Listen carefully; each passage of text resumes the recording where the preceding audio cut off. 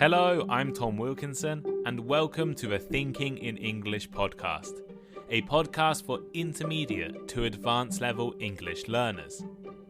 Qatar is hosting this year's World Cup, but not everyone is happy about it. Allegations of corruption, human rights abuses, the mistreatment of workers, and dangerous conditions for players have caused the 2022 World Cup to be the most controversial in history. So, should we boycott it? Let's discuss that on today's episode of Thinking in English. You can find the full and free transcript over on the Thinking in English blog. Subscribe to us on YouTube, Thinking in English Podcast, and follow me on Instagram, also Thinking in English Podcast, and leave a like, review, or rating wherever you are listening right now. I'm usually excited for international sporting tournaments.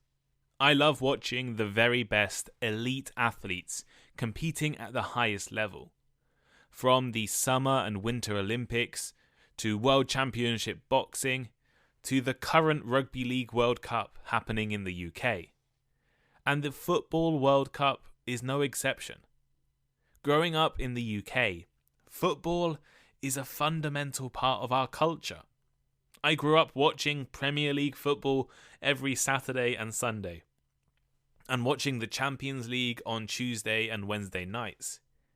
And when the World Cup or European Championships came around, I would usually try to watch every game. My earliest memory of the World Cup was while I was at elementary school, during the 2002 World Cup in Japan and Korea. We watched the England game at school. I remember rushing back from school to watch every game in 2006 and 2010. And I would always buy the official magazines or sticker books and try to collect as many of the players as possible. I loved the World Cup. But this year, just a few weeks or a few days away from the start of the 2022 tournament, I'm not really excited. Maybe it's because the tournament is starting in November rather than the usual June. Maybe it's because I'm older and less interested in football now. But I think the main reason is that I'm a little disappointed the World Cup is in Qatar. Today, I want to talk about why Qatar is a controversial World Cup host. And I want to end by discussing whether we should boycott the event. And at the same time, we can learn some new and useful English vocabulary. The 2022 World Cup is taking place from November 20th until December 18th in Qatar. The country was awarded the World Cup 12 years ago under controversial circumstances. I'll talk more about this later. And has had to build and construct stadiums, hotels, and new transport links. This year will be a World Cup of firsts. It is the first World Cup in the Arab world, and only the second to be held completely on the continent of Asia. It is the first World Cup to be hosted in the autumn and winter. Well, the northern hemisphere autumn anyway. Usually, World Cups are hosted in May, June or July. However, FIFA awarded Qatar, a country with summer temperatures above 40 degrees Celsius, the World Cup anyway. And years later recommended Qatar switch the tournament to November and December. It is also the smallest or most compact area to host a World Cup. The population of Qatar is under 3 million and the land area is tiny. Every stadium is within 55 kilometers of Doha, the capital city of Qatar. Compare this to previous hosts Russia, South Africa and Brazil, or the future hosts USA, Mexico and Canada, and you'll realize how unusual this is. It means it may be possible for one person to attend every single World Cup game, although it would be impossible to watch the entirety of every game. The World Cup in Qatar is also the most expensive World Cup in history. Some estimates suggest up to $220 billion have been spent so far. They have built $10 billion worth of new stadiums, expanded the airport to deal with increased numbers of travellers, and constructed the Doha metro service. So that was just a brief introduction into some facts and interesting points around this year's World Cup. The decision to award Qatar the tournament has been controversial since the day the decision was made. Even Sepp Blatter, the man in charge of FIFA when Qatar was awarded the tournament, has recently spoken out against Qatar. He said, "It was a bad choice, and I was responsible for that as president at the time." So, let's take a look at why the Qatar World Cup has been so controversial. Corruption. The first controversial issue surrounding the World Cup is corruption. And I remember this issue being big news in the UK in 2010. 2010 was the year the World Cup was awarded to Russia in 2018 and Qatar in 2022. These countries were competing against other bids, including a strong bid from my country, the UK, which is why this was such big news in England at the time. Qatar always seemed like a strange place to host a World Cup. They had never qualified for a World Cup tournament before, and most people had no idea about the country's ability in football or sport in general. The conditions in the country also seemed less than ideal to host a tournament. It is brutally hot, and it would be dangerous to play sport in the summer. And the country has a desert climate, dangerous for fans to visit. Qatar's World Cup bid contained claims about building massive air-conditioned stadiums, allowing players to keep cool in the hot summer. But this never happened. Most football fans were left questioning how this tiny country in the Middle East was able to convince the rest of the world to support their ambitions to host a World Cup. And it wasn't long until accusations of corruption surfaced. FIFA's decision to host World Cups in Russia and Qatar was considered suspicious. There were allegations of corruption and bribery, vote swapping, so FIFA officials agreeing to vote for each other rather than vote for the best bid, and a suspicious connection to large trade deals. Although Qatar was cleared by a FIFA investigation, the presidents of FIFA and UEFA at the times, Sepp Blatter and Michel Platini, were both caught up in corruption scandals. And in 2020, prosecutors in the US accused 3 senior FIFA officials of receiving bribes to vote for Qatar. While there has never been any proof or formal legal decisions, there will always be uncertainty and suspicion around the decision to give Qatar a World Cup. Migrant workers. Qatar is a small and wealthy country. Like other Middle Eastern nations, Qatar relies on migrant workers to perform much of the country's labour. In particular, workers from South Asia, Africa, the Philippines, and other countries are recruited on temporary visas to work in industries that Qatar doesn't have enough people to fill. I mentioned earlier, Qatar has a population of around 3 million. Out of this 3 million, only 300,000 are Qatari citizens. The vast majority of residents are migrant workers with immigration statuses based on work.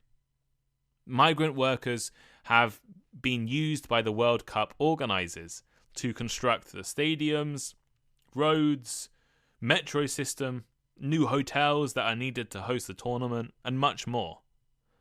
Yet, the treatment of migrant workers in Qatar has been the subject of controversy. First, people have died during the construction of World Cup stadiums. According to the official organisers, there have been 3 work-related deaths during stadium construction and 37 off-site deaths. Human rights organisations have said this is a vast underestimation. The Guardian reported last year that 6,500 South Asian migrants have died in the country since 2010. Although not all working in the World Cup, it's a demonstration of the conditions facing such migrants. Many migrants are employed in low-wage jobs, which often lack basic safety precautions, and they must work in the dangerous Qatari heat. Amnesty International has criticised the appalling living conditions migrant workers have experienced in Qatar, comparing their treatment to modern slavery. Passports are often confiscated by employers, salaries are underpaid or inaccurate, and workers are often unable to leave their work accommodation without permission. Human rights organisations like Amnesty have asked FIFA and the World Cup organisers to compensate the thousands of workers experiencing awful conditions in Qatar. A number of FIFA nations, including England and Germany, have requested that FIFA take action to prevent the mistreatment of workers employed for the World Cup. LGBT and women's rights. The next issue has been particularly controversial in Europe over the past few months: the social climate in Qatar.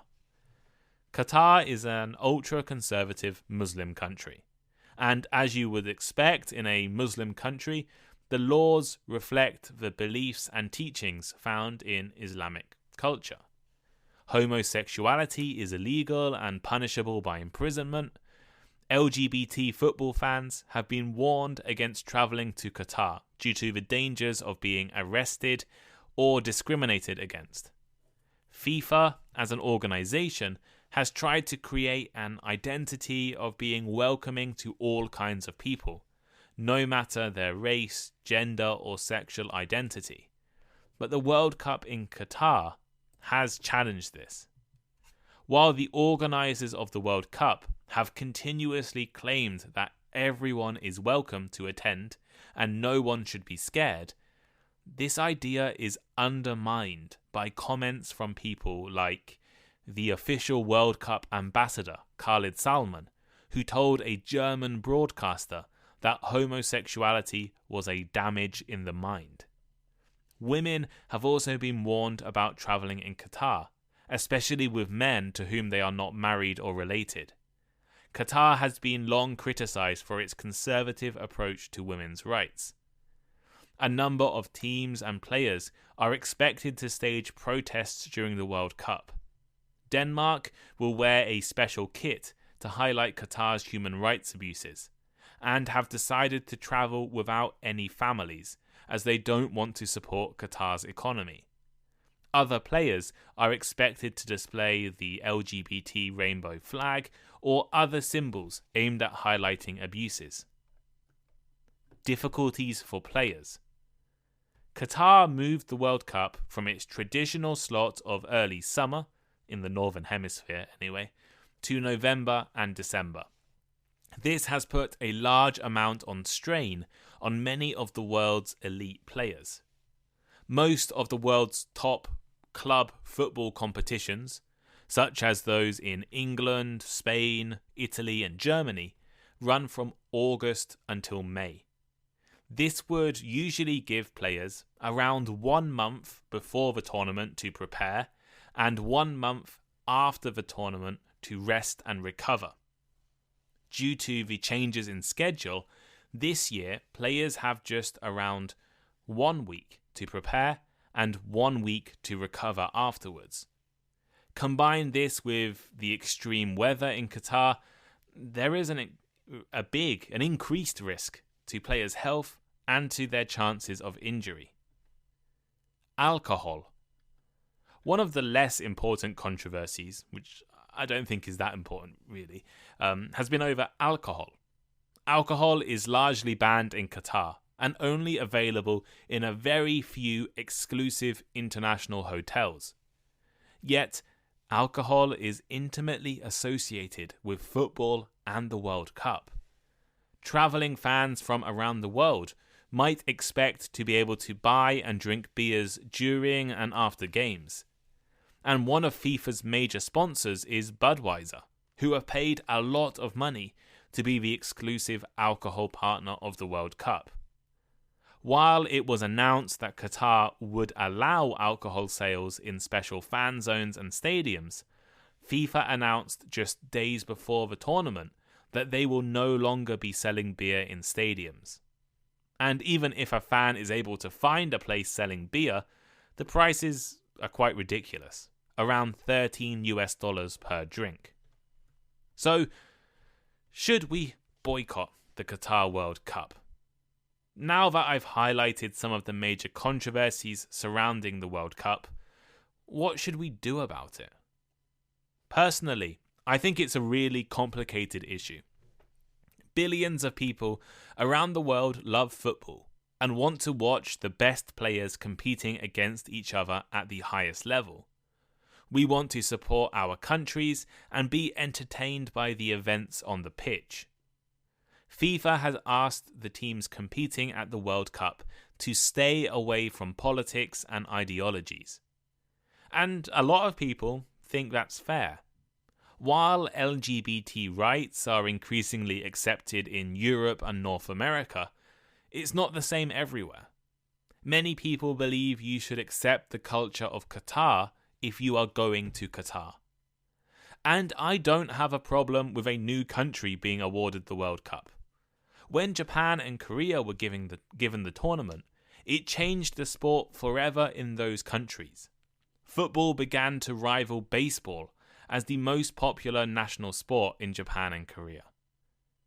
Despite this, something feels wrong with the Qatar World Cup. I watched images of a Danish news reporter being threatened by men on the street during a live broadcast. World Cup ambassadors are making controversial public statements about homosexuality and women's rights. And the organisers have had 12 years to build facilities, but many World Cup fans have struggled to find affordable accommodation. And most importantly, the World Cup matches will be played in stadiums built by abused and mistreated migrant workers. Migrant workers who, despite making up the majority of Qatar's population, have few rights. They are often underpaid, lied to, forced to work in poor and dangerous conditions, and suffer illegal labour practices. In my opinion, the tournament hosts should be criticised for their human rights violations and mistreatment of workers. But does this mean we should boycott the tournament?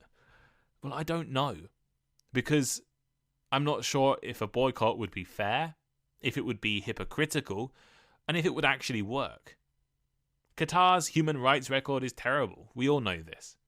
But what about the United States? What about their human rights record? Guantanamo Bay, torture, the death penalty, mistreatment of workers.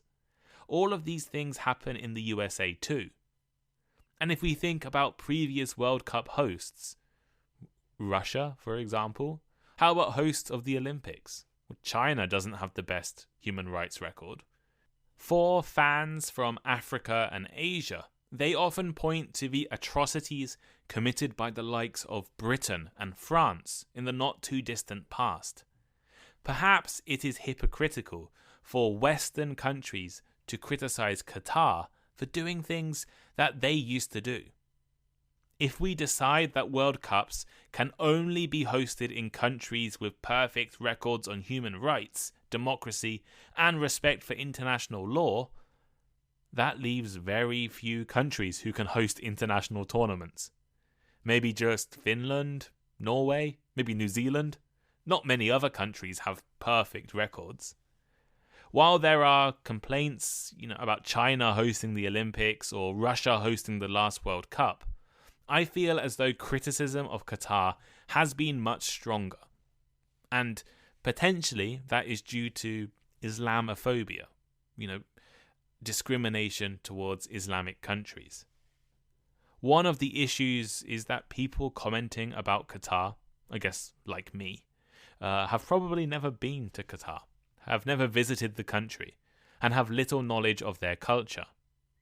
But there are millions, maybe billions of people around the world who do like or do identify with the kind of laws in Qatar. I saw a comment online recently which gave an interesting perspective on the World Cup. Qatar is not hosting the World Cup to appeal to Western countries or present itself as part of the West. Instead, it is trying to appeal to the Islamic world. Saudi Arabia has been the most influential Islamic country for years, and Qatar is potentially using this World Cup to highlight themselves as a leader in the Islamic world. So, should we boycott the World Cup? I guess it's up to you to decide for yourself.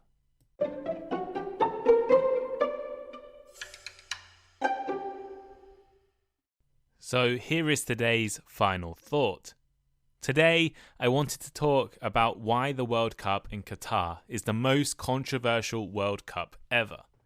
Corruption scandals, a dangerous climate, human rights abuses, the mistreatment of workers, changing football schedules, and restrictions on fans' behaviour have damaged the reputation of the tournament before it has even begun.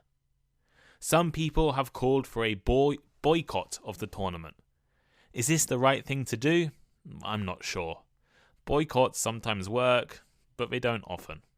And it does seem a little hypocritical to boycott Qatar, but not places like the US, who also has a record of human rights abuses and violations.